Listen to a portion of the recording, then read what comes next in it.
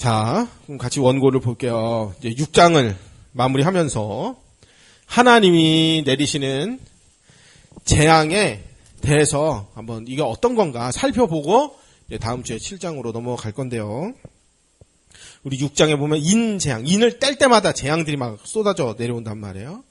그리고 이제 다음 주에는 7장에 가면 이제 구원받은 성도들이 나오고 다시 그때 이제 일곱 인 중에 일곱 번째 인이 이제 봉인이 열리면서 일곱 나팔 재앙이 이제 8장부터 쭉 나옵니다. 그래서 하나님이 이 땅에 재앙을 내리시는 이유는 하나님이 이제 화나거나 열받으셔서 집어 던지거나 깨부수거나 파괴하거나 또 마귀한테 보복하고 악인들 다 그냥 화난다고 그렇게 하시는 게 아니라 하나님의 공의와 사랑 그리고 인류를 향한 구속의 계획을 드러내시고 실제로 실행하시기 위한 것입니다. 그래서 7장에는 하나님이 이 땅에 재앙을 쏟으실 때 인침을 받은 백성들은 보호를 받습니다. 그래서 인 맞았다 하는 것은 구원받은 백성들이면서 이제 보호를 받는 백성이다. 그렇게 보면 생각하면 되죠. 또 진노를 내리시는 중간중간에 성도들을 보호하시고 구원을 약속하시고 성도들의 기도를 통해 일하시는 장면들이 계속 나와요. 그러니까 우리가 그 하나님의 구원 사역에 동참되어 있어요. 우리의 기도와 함께 일하세요. 그러니까 얼마나 영광스러워요. 밥숟가락을 같이 얹었단 말이에요. 우리가 하나님이 하시는 일에. 계시록의 기록 목적은 로마의 박해 속에 고통받던 그리스도인들에게 위로와 소망을 주기 위함입니다. 그런데 반대로 고집스럽게 재앙 중에 끝까지 회개하지 않는 그런 악인들도 나옵니다. 하나님은 죄와 악에 대한 공의로운 심판을 집행하시는 분입니다. 어린 양이 그것을 실행하시죠. 하나님께서 인간의 죄악과 또 우상숭배, 불의에 대해서 심판하시는데 그 이유가 무엇이냐면 하나님의 거룩하시고 공의로우신 하나님 자신의 그 속성 때문입니다. 그렇게 하지 않으시면 하나님은 거룩한 하나님이 아니신 것입니다. 지금 당장 하나님이 이 땅을 멸하시지 않는 이유는 회개하고 돌아올 기회를 한 사람이라도 더 주시기 위해 택한 자들을 다 불러 모으시기 위해서 지금 하나님이 기다리시고 계시는 것입니다. 지금은 은혜 받을 만한 때요 구원의 날입니다. 그래서 지금은 악인들과 불신자들이 자기가 가진 하나님으로부터 허락받은 자유의지를 가지고 하나님을 무시하기도 하고 하나님을 저주하기도 하고 하나님을 모독하는 일까지 자신들의 자유의지를 통해서 가능합니다. 하나님 내비두세요. 그러나 그 모든 악행들에 대한 판결과 대가를 나중에 다 받게 돼요. 그래서 슬피 울며 이를 갈게 되는 날이 반드시 온다는 거예요. 만약 우리가 사는 집에 온갖 오물이 가득 묻은 좀비 같은 놈들이 우리 집에 잔뜩 들어와 있다. 그러면 어떻게 해야 될 겁니까? 당장 나가라고 쫓아내고 집안에 묻은 그 좀비들이 묻혀놓은 오물들과 더러운 것들을 싹 닦아내고 청소를 해야 할 것입니다. 하나님도 마찬가지로 죄악을 제거하고 정의와 공의로 자신의 나라를 세우시고 다스리시고 공의롭게 정결하게 통치하시기를 원하십니다. 그래서 요한계시록을 읽으면 내가 하나님 마음에 들도록 얼른 회개해야 되겠구나. 내가 바르게 해야 되겠구나. 의의 흰옷을 입어야 되겠구나. 의의 흰옷은 뭐 내가 입는다고 입는 건 아니지만 그래도 은혜로 말미암아 우리가 거룩하게 성화의 삶을 살아야 되는 거니까요. 죄악의 유혹을 우리 뒤로 하고 그 우리의 책임이고 그러니까 구원은 100% 하나님 은혜입니다. 그러면서 100% 인간 책임입니다. 그러니까 구원은 뭐 하나님 주는 건데 뭐 내가 뭐 할 게 있어. 그러면 구원파됩니다. 그게. 하나님의 또 심판의 또 다른 목적은 인간이 회개하고 하나님께 돌아오도록 촉구하는 경고의 메시지입니다. 그래서 요한계시록 8장 9장에는 재앙이 계속 임하는데 그럼에도 불구하고 사람들이 회개하지 않는 모습들이 나와요. 그래서 여기서 우리는 하나님이 인내하시며 회개를 촉구하시는 얼마나 자비롭고 인자가 많으시고 참 우리에게 구원을 베푸시길 기뻐하시는가 그 하나님의 성품을 사랑과 은혜를 알 수가 있겠죠. 요한계시록은 사탄과 악의 세력이 최종적으로 심판을 받고 멸망받고 새로운 하늘과 새로운 땅이 도래하는 것을 예언하고 있습니다. 이는 하나님의 구속계획의 완성과 하나님의 나라의 도래를 의미합니다. 그러니까 우리는 거기를 바라보고 이제 하루하루 거룩하게 살기를 노력하는 거죠. 요한계시록의 재앙은 단순히 어떤 때려부시는 파괴 이런 것만 목적이 아니라 하나님의 공의와 사랑 그리고 인류를 향한 구속 계획을 드러내 보이시는 아주 중요한 수단입니다. 이를 통해 하나님은 죄와 악을 심판하시고 회개와 구원의 기회를 인간들에게 제공해 주시고 자신의 백성을 보호하시고 궁극적으로 새 하늘과 새 땅을 이루시는 분임을 우리가 알 수 있고 계속 하나님을 알려주시는 것입니다. 계시록은 구약의 선지서에 예언된 내용들이 이 땅에서 실현되면서 이 땅의 악인들에게 진노가 부어지는 내용인데 이것들이 이미 예언되었던 내용들로 특히 다니엘은 구약의 계시록이라는 별칭이 붙어 있거든요. 그래서 오늘은 이제 다니엘서에 있는 내용을 같이 읽어보려고 하는데 우리 1페이지에 다니엘서 적어놓고 우리가 안 읽고 계시록 적어 본다고 안 읽었는데 다시 1페이지로 넘어와서 다니엘 9장 20절부터 27절까지 같이 한번 읽고 넘어갈게요. 제가 20절 한 절씩 나눠서 다니엘 9장 20절 내가 이같이 말하여 기도하며 내 죄와 내 백성 이스라엘의 죄를 자복하고 내 하나님의 거룩한 산을 위하여 내 하나님 여호와 앞에 간구할 때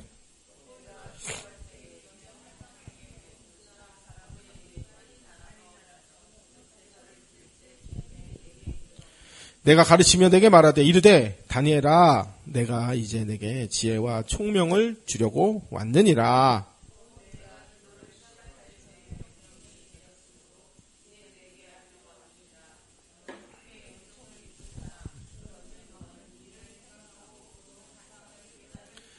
내 백성과 내 거룩한 성을 위하여 이른 이래를 기한으로 정하였느니 이른 이래를 기한으로 정했는데 어떤 일이 허물이 그치며 죄가 끝나며 죄악이 용서되고 영원한 의가 드러나며 환상과 예언이 응하며 또 지극히 거룩한 이가 기름 부음을 받으리라.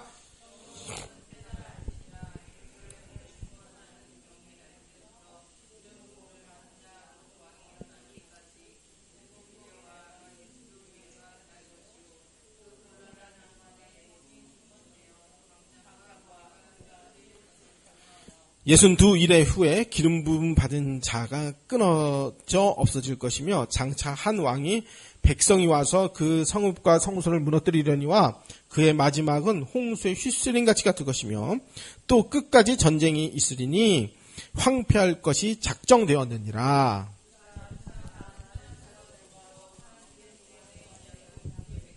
그가 그 일의 절반의 제사와 예물을 금지할 것이며 또 포악하여 가져간 것이 날개를 의지하여 설 것이며 또 이미 정한 종말까지 진노가 황폐하게 하는 자에게 쏟아지리라 하였느니라. 아멘에서 이제 이게 다니엘이 받은 계시인데 요게 이루어지는 게 요한계시록이다 하는 건데 이제 한 절씩 설명을 같이 나눠보도록 하겠습니다. 이제 제가 이제 요한계시록 강해를 이제 녹음을 해서 올렸는데요. 이 내용을 이제 미국에 있는 이광은 목사님이 이제 한 번씩 들어보시고 알려줘요. 제가 요게 요런 의미도 있고 요런 의미도 있다고 하는데 제 생각에는 요런 의미 같은데 정확하게 정답은 모르겠습니다. 모른다고 하고 넘어가는 건 넘어가겠습니다. 그랬다고 지옥 안 갑니다 하고 넘어간 거에게 뭔지를 알려줘요. 그게 뭔지를 알려주셔요.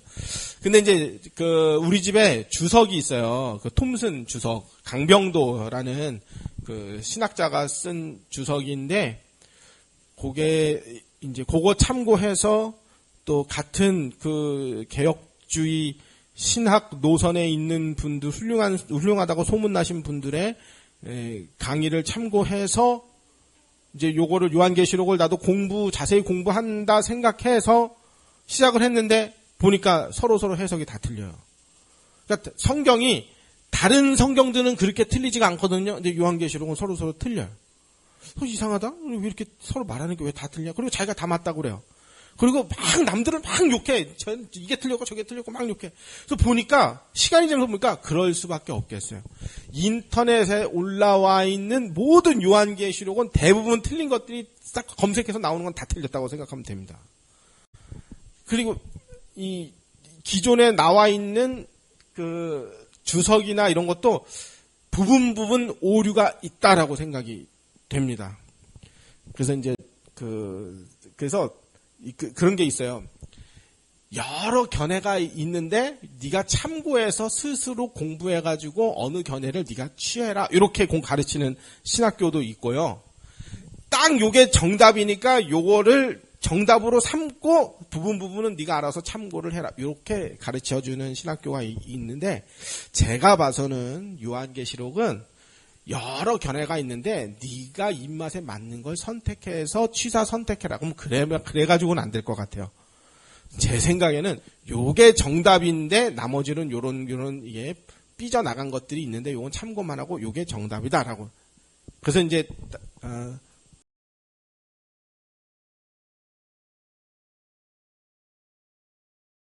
다니엘 여기 2페이지에 다니엘 9장 20절에 보면 내가 이같이 말하여 기도하며 내 죄와 내 백성 이스라엘의 죄를 자복하고 내 하나님의 거룩한 산을 위하여 내 하나님 여호와 앞에 간구할 때 다니엘이 하나님 앞에 간구할 때 이런 말인데요.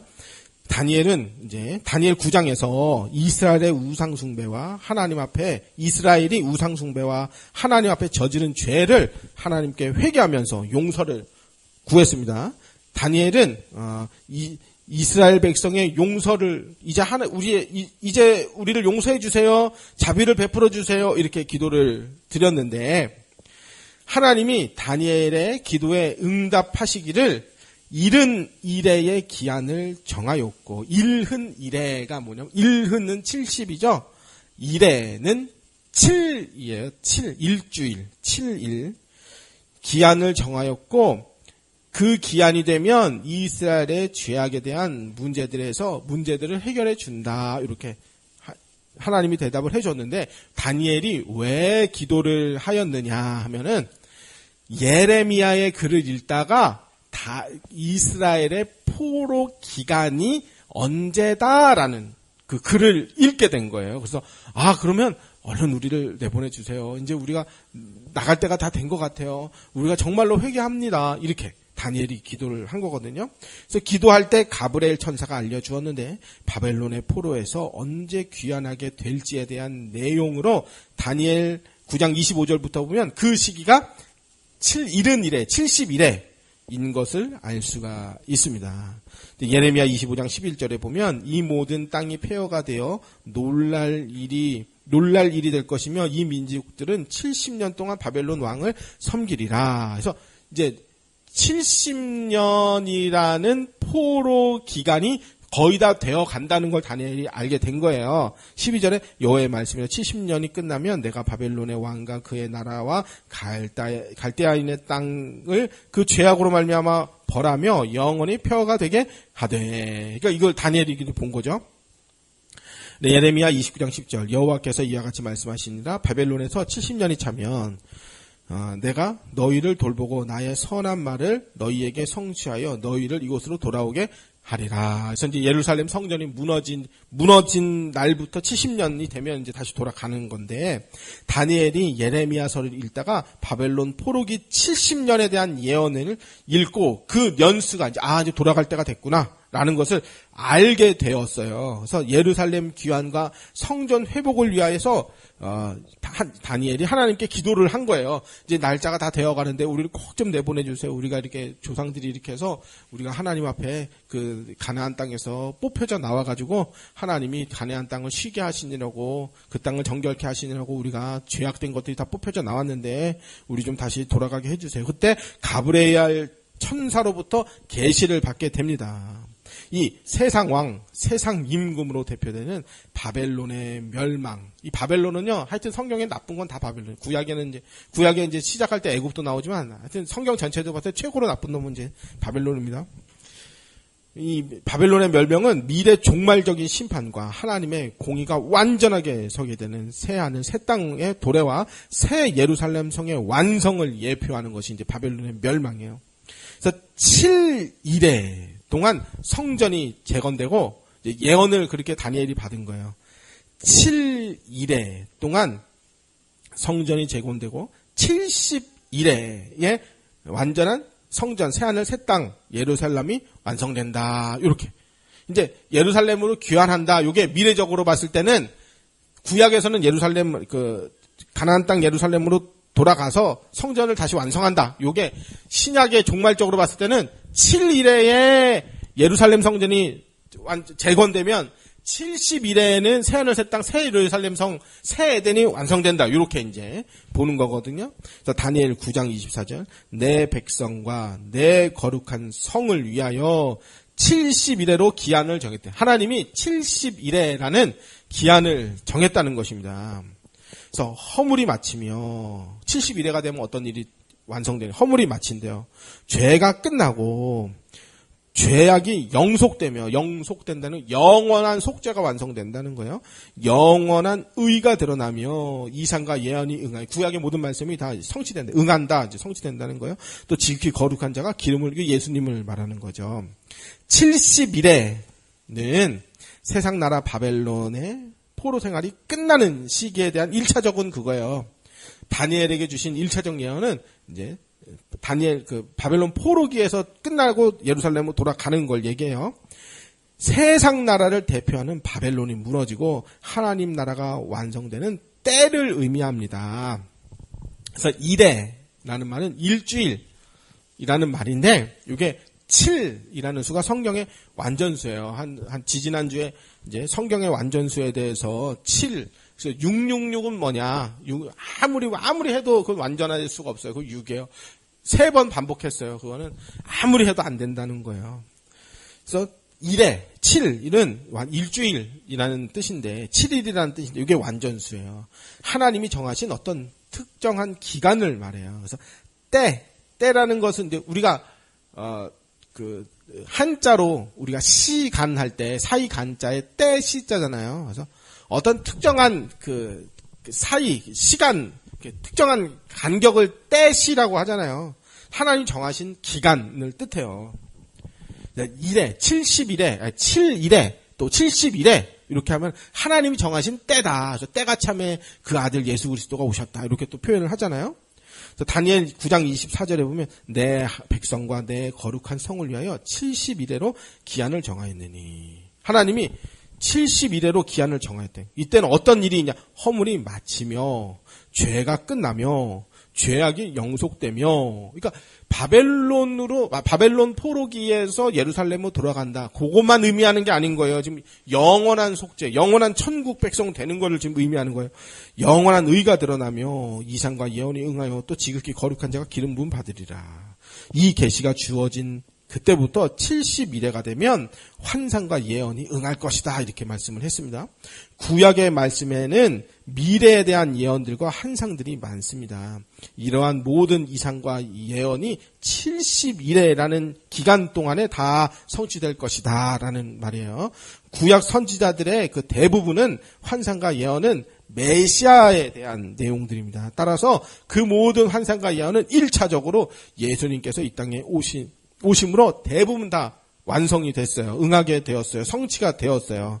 또한 예수님께서 재림하심으로 구약의 모든 환상과 이상은 완전하게 다 성취가 될 거거든요. 그래서 이미 예수님은 이제 이 땅에 오셨었잖아요. 그러니까 거의 모든 구약의 모든 예언은 다 성취되었고 이제 하나 남았는데 그게 뭐냐? 예수님이 재림하시는 예언만 지금 남아 있는 상태거든요. 우리는 그 상태에서 살고 있는데 70일에는 예수 그리스도의 오심과 십자가 사역을 하나님 나라의 도래의 가장 중요한 어떤 분기점으로 예언을 했어요. 그게 뭐냐면 다니엘 9장 24절에 보면 허물이 그치고 죄가 끝나고 영속되고 영원한 속죄가 되고 영원한 의가 드러나고 기름 부음 받은 왕이 나타난다. 이런 표현들은 이스라엘의 거룩하신 자 예수님을 직접적으로 언급한 표현들이며 내용들입니다.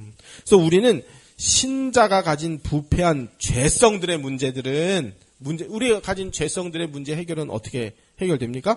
예수 그리스도께서 보내신 성령에 의해서 완전히 해결되거든요. 영속돼요. 의가 드러나요. 우리의 모든 죄악이 끝나요. 그거 어떻게 되죠? 일단은 예수 그리스도께서 십자가에 죽으심으로 모든 것이 시작된 거예요. 모든 것으로 칭의로 말미암아 다 끝났는데 법정적으로는 그렇게 다 끝났어요. 근데 칭의라는 관점에서는 이미 다 끝난 거예요. 근데 지금은 이미 다 끝났지만 구원론적 입장에서는 끝나가고 있는 현재의 구원을 우리가 이루어가고 있거든요. 그러니까 구원론적 입장에서는 아직 남아있는 구원인데 그건 성령에 의해서 된 거예요. 될 거예요. 그래서 요한계시록 맨 마지막에 다 끝났다, 다 이루었다면 그때는 완전한 우리의 구원이 끝나는 거예요. 2000년 전에 예수님이 십자가 달려주고 다 이루었다고. 이미 법정적으로는 이미 다 끝난 거예요, 우리는. 아담의 범죄 이후 죄는 인류 위에 왕노릇하였습니다. 그러나 지극히 거룩하신 성자 하나님께서 이 땅에 오심으로 메시아로 기름 부음을 받으시고 하나님의 어린 양이 되셔서 십자가에 못 박혀 돌아가심으로 주의 백성의 모든 죄 문제는 이미 근본적으로 칭의되었어요. 의롭다함을 얻었어요. 다 끝났어요, 이미. 그런데 이제 앞으로 우리가 지을 죄들, 죄악된 본성들, 이건 이제 거룩한 성령이 부음받아요. 이제 의로 율법이 마음에 우리 심령 가운데 새겨져서 실제로 정결케 되어지는 삶을 우리가 살게 되죠. 이제 칭의 구원이 이루어짐으로써 이로써 죄는 더 이상 하나님의 백성의 왕 노릇하지 못하게 되었습니다. 그리고 하나님의 백성들의 허물과 죄악이 아무리 우리가 현재적으로 많을지라도 예수님 안에서 우리의 죄는 법적으로 이미 다 해결된 거나 마찬가지입니다. 그게 이제 지금 다니엘 9장 24절에 대한 내용이란 말이에요. 근데 다니엘 9장 25절 26절에 보면 그러므로 너는 깨달아 알지니라 예루살렘을 중건하라는 영이 날 때부터 영이 난다는 게 명령이 떨어질 때부터 고레스 왕이 이제 가라 이제 가서 성전 다시 재건해라 이렇게 명령을 하잖아요. 기름 부음 받은 자의 왕 곧 왕이 기름 부음 받은 자 곧 왕이 일어나기까지 7일에와 7일에는 이제 7일에와 62일에 이거 합치면 69일이잖아요. 지날 것이요. 그때 곤란한 동안에 성이 중건되어 거리와 해자가 이룰 것이며 62일의 후에 기름 부음 받은 자가 끊어져 없어질 것이며 장차 한 왕의 백성이 와서 그 성읍과 성소를 회파하려니와 그 종말은 홍수의 엄물됨 같을 것이며 끝까지 전쟁이 있으리니 황폐할 것이 작정되었느니라. 이게 도대체 이게 뭔 말이? 여기서 이제 온갖 그 해석들이 이제 서로 난무를 하게 되는데요. 딱 우리는 이제 정답만 말하고 나머지 거 다른 사람들은 어떻게 해석하나 그건 이제 인터넷을 보면 나와요. 다 틀려. 서로 계산이 안 맞고 서로 뭐 누구는 이제 휴거 후에 3년 대환란 유대인의 구원이 있고 그 다음에 이제 3년 대환란 뭐 이방인의 구원이 있고 그 다음에 공중 재림이 있고 뭐 이중 재림이 있고 서로 다 틀려. 왜 서로 다 틀리냐면 계산이 안 맞아서 그렇거든요. 그래서 7일에는 여기 25장에 밑줄 그어놓은 게 7일에와 62일에 이렇게 밑줄 그어놨잖아요.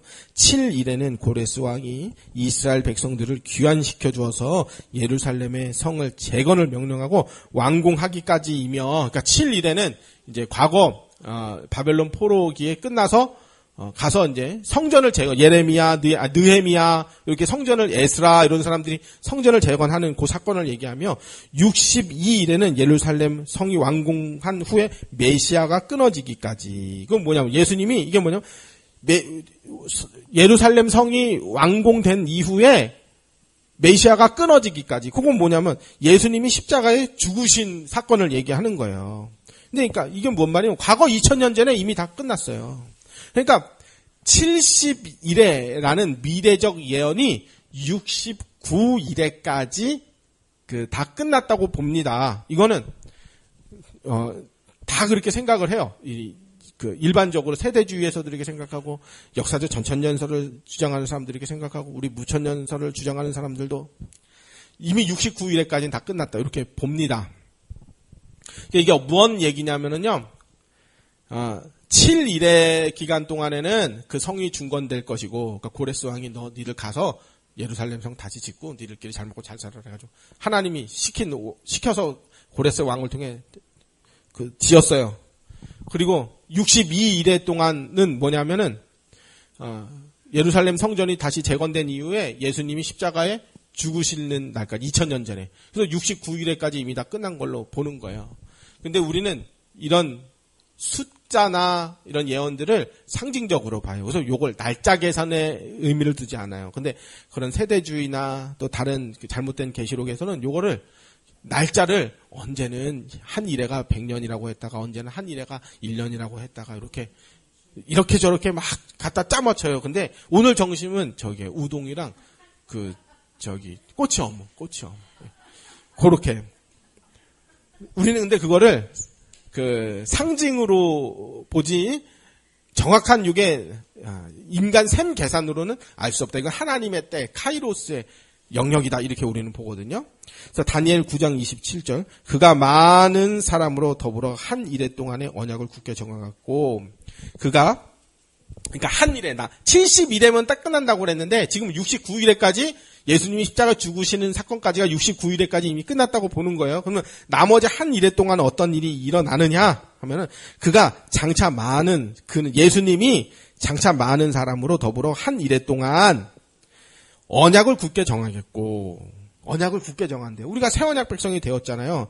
또 그가 그 일해의 절반 그러니까 1회의 절반, 7의 2분의 1은 3.5 또는 0.5 이렇게 볼 수 있겠죠. 1회의 절반이라고 했으니까 절반은 0.5라고 볼 수 있고 또 1회가 7이니까 3.5라고도 볼 수 있겠죠. 그래서 이제 세대주의나 또 다른 학설을 얘기하는 사람들은 3년 반의 대환란, 또 3년 반의 대환란이 또 일어나서 이제 한 일에 7년 대환란 이렇게 다들 주장을 해요. 제가 가진 성경 강병도 주석에도 전도사님도 똑같은 거 가지고 있잖아요. 거기도 그렇게 나와요. 7년 대환란 여러 번 반복해서 나와요. 7년 대환란. 일의 절반에 제사 예물을 금지할 것이며 그러니까 우리는 제사 예물이 금지된다. 이게 이제 예수님 당시에 있었던 헤롯 성전이 무너지는 사건으로 우리는 이걸 보거든요. 또 잔포하여 미운 물건이 날개에 의지하여 설 것이며 그 자리에 다른 뭔가 우상에 가진 것이 세워진다는 거예요. 이미 정한 종말까지 진노가 황폐케 하는 자에게 쏟아지리라. 요거 여기서 이제 해석이 다 틀려지는데요. 그래서 1회의 절반을 0.5라고 하면 이때 제사와 예물을 금지한다고 했는데 그러면 1회의 절반은 제사와 예물이 금지된다라고 했는데 우리는 요거를 AD 70년경에 로마의 디도 장군이 나중에 황제가 돼요. 그래서 디도 황제가 예루살렘 성전을 무너뜨리는 사건으로 우리는 이해를 합니다. 그러니까 69일에는 예수님이 십자가의 죽으심까지가 이미 이루어졌고 십자가에 죽으신 이후에 AD 70년에 로마의 디도 황제가 예루살렘 그 당시에 헤롯 성전을 무너뜨리면서 제사와 예물이 다 폐허지고 완전히 이제 무너졌잖아요. 그걸 0.5일에 1회의 절반 3.5라고도 할 수 있고 0.5라고도 할 수 있어요. 요게 이제 이미 다 끝났다라고 우리는 보는 거예요. 그래서 69.5가 이미 끝났다라고 우리는 봅니다. 근데 이제 우리의 해석을 따르지 않는 다른 사람들은 한 일회가 앞으로 일어나는데 이게 7년 대환란이다. 이렇게 그 사람들은 대부분 많은 사람들이 그렇게 해석을 합니다. 그리고 미래에 정한 종말까지 진노가 황폐케 하는 자에게 쏟아진다. 그러니까 엄청난 재앙이 있을 것인데 이것이 바로 0.5일에 남은 70일회 중에 69.5일회가 이제 완성이 되어 있고 나머지 0.5일회가 진행되는 구속사와 종말 역사가 앞으로 일어날 것인데 그게 뭐냐 하면은 요한계시록 6장에 나오는 그러니까 7인을 떼고 나팔재앙, 대접재앙이 쏟아지는 요거를 우리는 이제 요한계시록이 그때의 일이다라고 보는 거예요. 0.5일회에 일어날 일.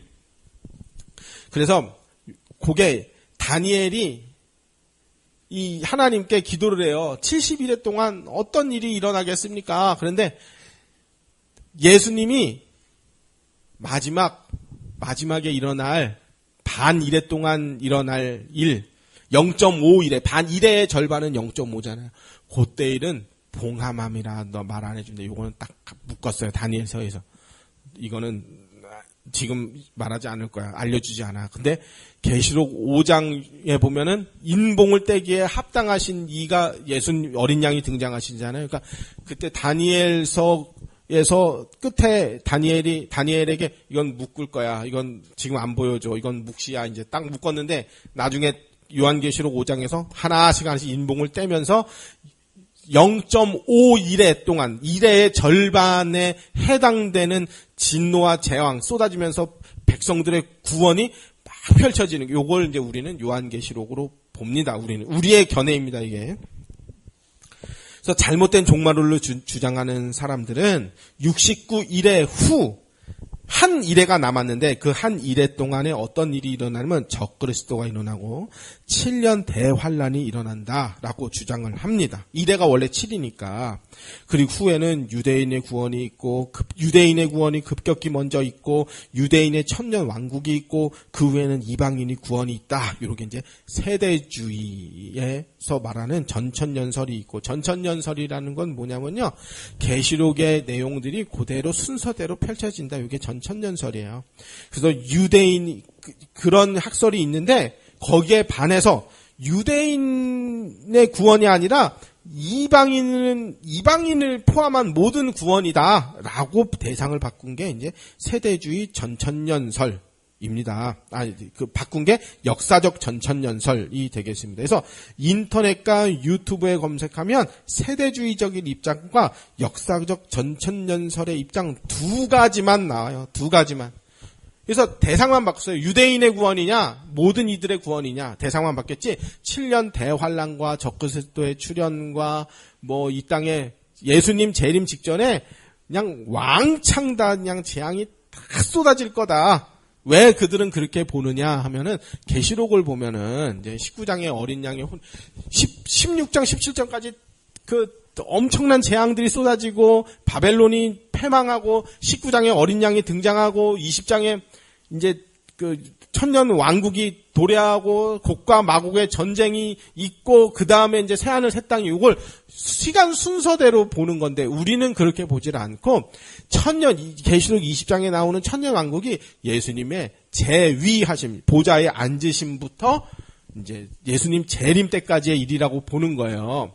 근데 그 사람들은 우리의 견해를 지지하지 않는 이유가 뭐냐면 사탄이 옥에 갇혔다는데 사탄의 활동이 지금도 있지 않냐 이렇게 보는 거고 우리는 사탄의 활동이 예수님이 재위하심으로 천년 왕국 교회 시대가 열렸는데 사탄의 머리를 십자가에 부활하심으로 사탄의 머리를 박살냈는데 이 박살난 놈으로 이제 활동을 하고 있다라고 보는 거예요. 그래서 과거에 옛날에 일제 시대 때도 저기가 포로가 일제에서 해방됐다 했는데 됐음에도 불구하고 우리나라 사람들이 일본 순사가 보면 무서워요. 여태까지 당한 게 있고 그리고 일본 순사들도 자기들이 패배했는데도 남아서 순사 노릇도 하기도 하고 그러니까 지금 그런 그 정도라고 보는 거지. 마귀의 활동이 현저히 지금 머리가 박살나서 줄어든 상태다라고 보는 거지. 마귀의 활동이 막 극심한 상태, 그러니까 세대주의 쪽이나 이쪽에서는 거봐라 마귀의 활동이 지금 왕성한데 어떻게 천년왕국이 왔다고 말하느냐 이렇게 지금 따지는 거거든요. 그래서 저는 또 우리 같은 신앙 노선에서는 그 무천년설의 입장을 따릅니다. 그래서 이제 그 세대주의 쪽이나 그쪽에서는 뭐가 문제냐면은 우리는 이미 임한 우리의 하나님의 나라에서 거룩한 우리 백성이 되자. 이 바른 종말론을 가지고 우리는 하루하루 거룩한 백성으로 살자. 요게 인생의 목표가 되는데 반대쪽 그쪽에서는 잘못된 종말론에서는 야 휴거 되니까 빨리 도망가자. 야 피지로 도망갈까? 야 우리 RUTC 만들어가지고 거기에 우리 센터를 만들고 타운을 만들어서 살자. 이재록도 자기들 타운 만들어요. 경기도 가평 가면은 신전지 타운도 있고 거기에 통일교 타운도 있고 또 브라질로 이주해서 또 살아요. 왜냐면 휴거 대환란을 피한다고 자기들끼리 그런 개념들 잘못된 종말론들이 있으니까 이제 그렇게 가는 거거든요. 그래서 이제 요 잘못된 종말론들이 어떻게 이게 궁금하다 싶으면은요. 이광은 목사님의 그 계시록 설교를 들어봐도 되고요. 또 박형택 목사님이라는 분이 있어요. 박형택 목사님. 합신의 이제 이대위 그 하시다가 은퇴하신 분인데 그 목사님이 유튜브에다가 잘 설명해서 올려놨어요. 7년 대환란이라는 게 있는 건가요? 없는 건가요? 휴거라는 게 있는 건가요? 없는 건가요? 이런 내용들을 잘 올려놨어요. 설명을 잘 해놓으셨어요. 그걸 참고해보면은요. 또 말하는 게 서로 다 틀려. 인터넷에서 찾아보면. 왜 이렇게 셈 계산이 안 되거든요. 지금 이래가 계산이 안 돼서 그런 거거든요. 계속 읽을게요. 다니엘 9장 21절 그가 장차 많은 사람으로 더불어 한 이래 동안에 언약을 굳게 정하겠고. 그래서 한 이래 동안에 언약을 굳게 정하겠대요.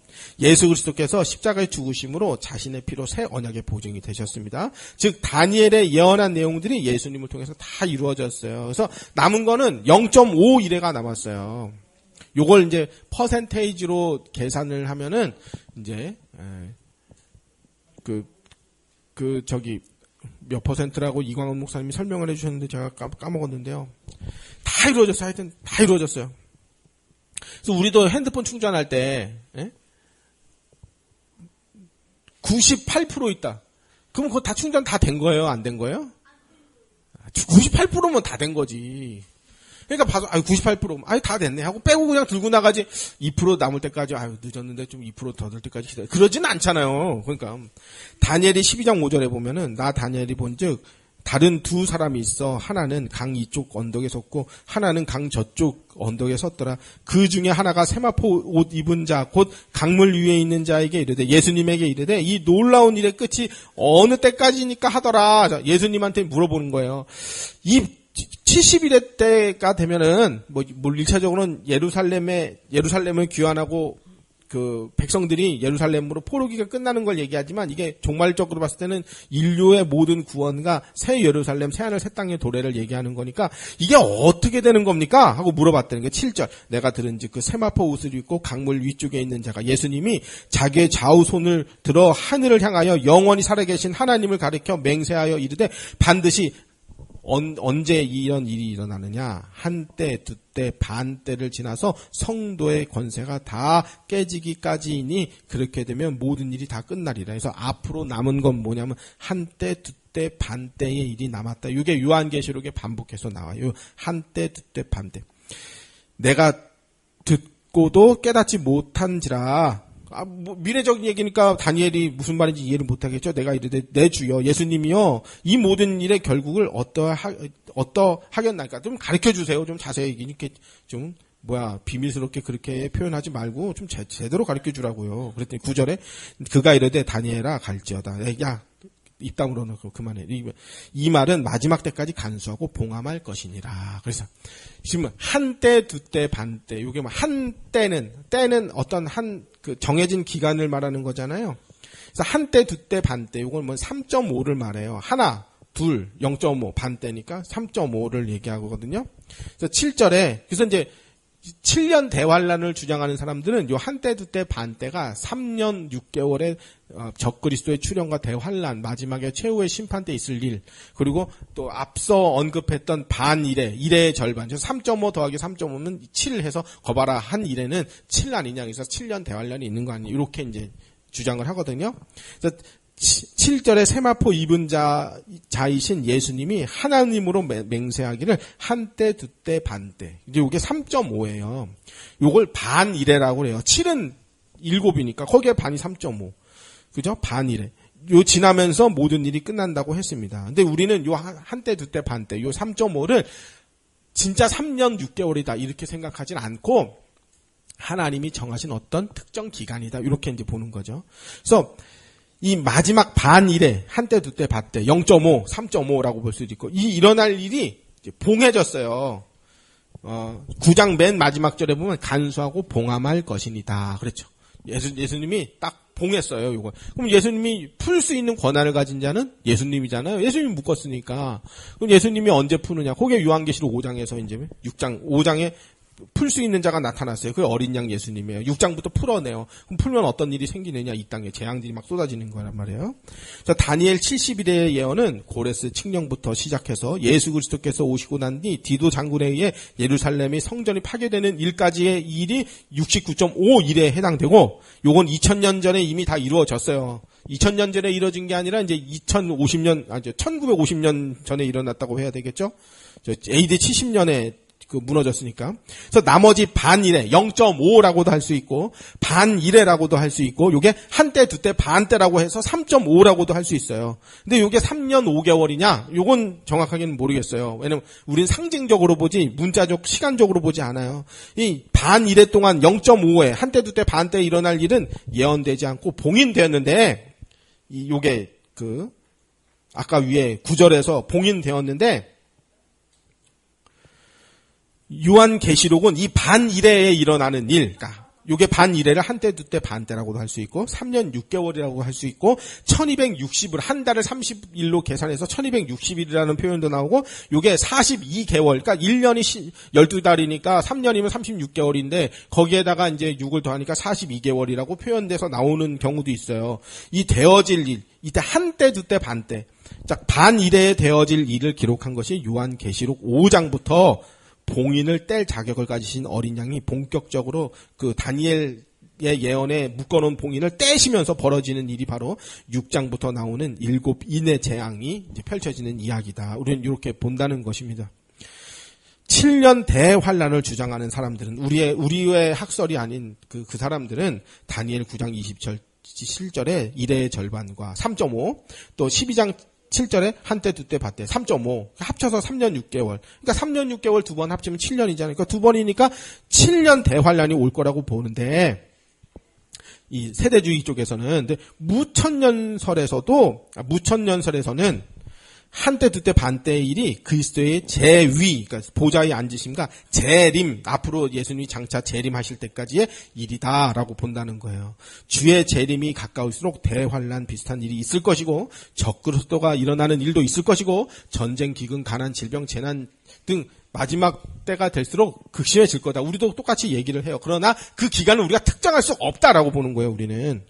그래서 우리는 요한계시록의 표현들을, 단어들을 상징적으로 봅니다. 그래서 0.5, 또 반일에, 1회의 절반 반일에, 또 요게 한때 두때 반때, 또 1260일, 또 42개월, 이 표현을 하나님이 정하신 기간이라고 보는 거지, 요게 정확하게 1945년부터 1700 몇 년까지 이렇게는 해석하지 않는단 말이에요. 그래서 이것을 시간적으로 요게 우리는 3년 6개월인지 1360년인지 2360년인지 특정할 수 없다, 우리는 그렇게 봅니다. 그런데 이 세대주의 쪽에서는 시간을 억지로 다 짜맞춰가지고, 그러니까 지들끼리도 해석이 다 틀려요. 몇 년 후에 무슨 일이 있고, 김정은이 몇 년에 태어나고, 김일성이 몇 년에 태어나고, 마오쩌둥이 몇 년에 태어나고, 소련이 몇 년에 병근했고, 이스라엘이 언제 재건되었고, 이스라엘 몇 년에 문이었고, 이렇게 숫자 계산 다 해가니까 코로나는 무슨 일이고, 뭐는 무슨 일이고, 앞으로 AI 시대가 일어났고, 코로나 백신 맞은 사람은 어떤 사람들이고, 이런 해석이 이제 거기서 나오는 겁니다. 그건 다 틀린 거예요. 그러니까 신용카드 쓰지 말아야 되고, 비트코인 쓰지 말아야 되고, 우리 피지로 도망가야 되고, 우리 타운 만들어서 거기 숨어야 되고, 나머지는 다 흑암의 나라이고, 우리가 사는 데만 빛의 세계이고, 잘못된 종말론에서 다 그렇게 되는 거거든요.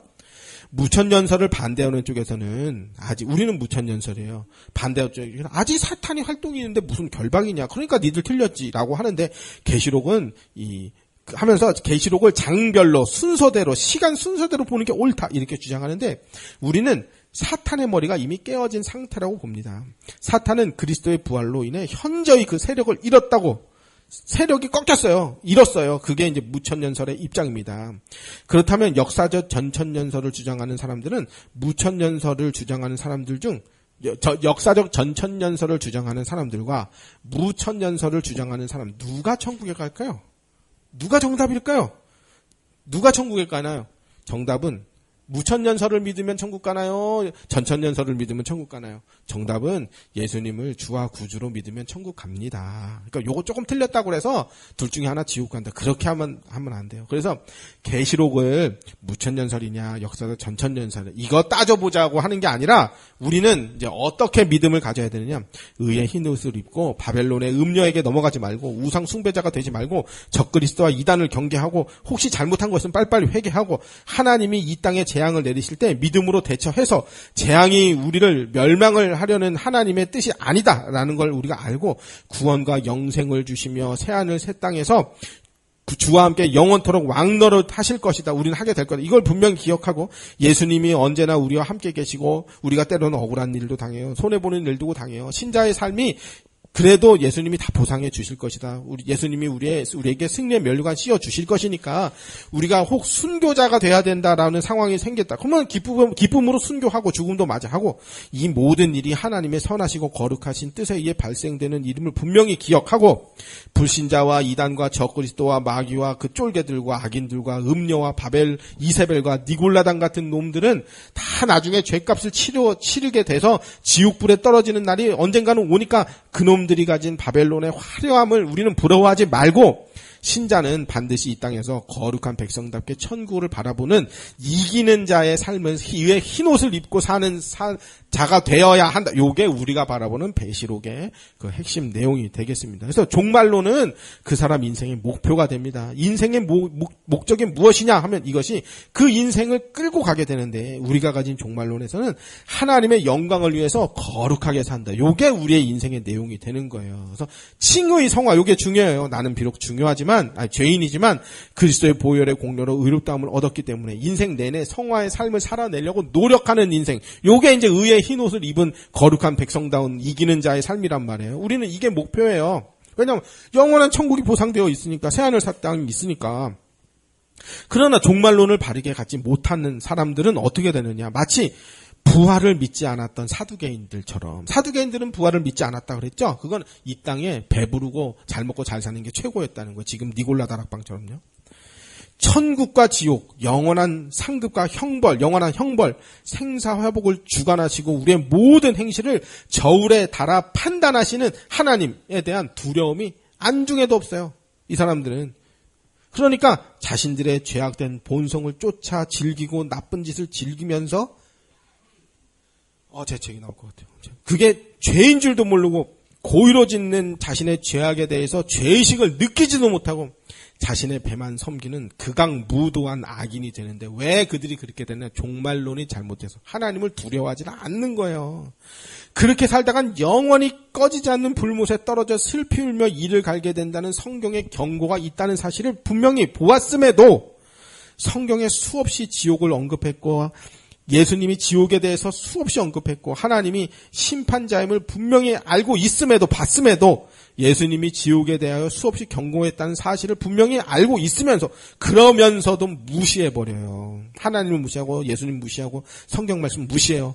자신의 악행이 모든 행위에 자신의 모든 악행들이 행위의 책에 다 기록돼서 심판의 날에 자신의 저지른 악행과 자기 입으로 악행들을 자기 입으로 낭독하면서 이게 지금 경찰 조사받고 하잖아요. 그러면 이제 나중에요. 경찰이 다 기록을 해 그 자리에서. 그리고요. 내가 내가 입으로 시인한 거에다가 내가 딱 도장 찍고 나오거든요. 그러면 이제 거기에 대해서 말 못하고 내가 도장 찍었으니까. 그러니까 끝까지 버티는 거예요. 지금 조사받는 사람들이. 왜? 자기가 도장 찍으면 끝나는 거거든요. 그러니까 자기가 알거든요. 그러니까 도장 안 찍으려고. 그러니까 끝까지 버티는 거야. 난 못 나간다. 난 조사 못 나간다. 난 알아 누웠다. 나 우울증 왔다. 정신병 왔다. 몸이 아프다. 옷 다 뱉고 나 빤스밖에 안 입었다. 왜 그러냐. 도장 찍으면 끝나는 거거든요. 자기가.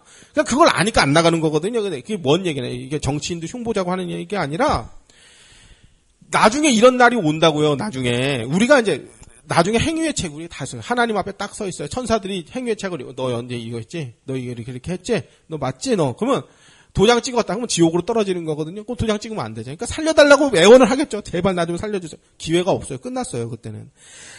그때는 반박도 못하고 행위의 책이 이미 뭐 다 있는데 그때는 어떻게 해요? 제발 한번 살려달라고 애원을 하고 용서를 빌어도 아무 소용없다는 사실 그거 알면서도 당장 이 땅에서 누릴 방종과 배부름을 복음 누림이라고 호도해버리고 거룩한 하나님의 말씀은 율법주의라고 그냥 폐기된 거야. 이렇게 치워버리라고 해버리고 자신을 악의 구렁텅이로 스스로를 밀어넣는 그러면 안 됩니다. 요한계시록 보면요. 그럴 수가 없어요. 겁이 나서 안 되겠구나. 회개해야 되겠구나. 그래서 요한계시록이 뭐냐? 우리를 거룩한 백성으로 만들어줘요. 아주 유익해요. 지금이라도 회개하고 빨리 돌아서라. 이것이 바로 요한계시록이 되겠습니다.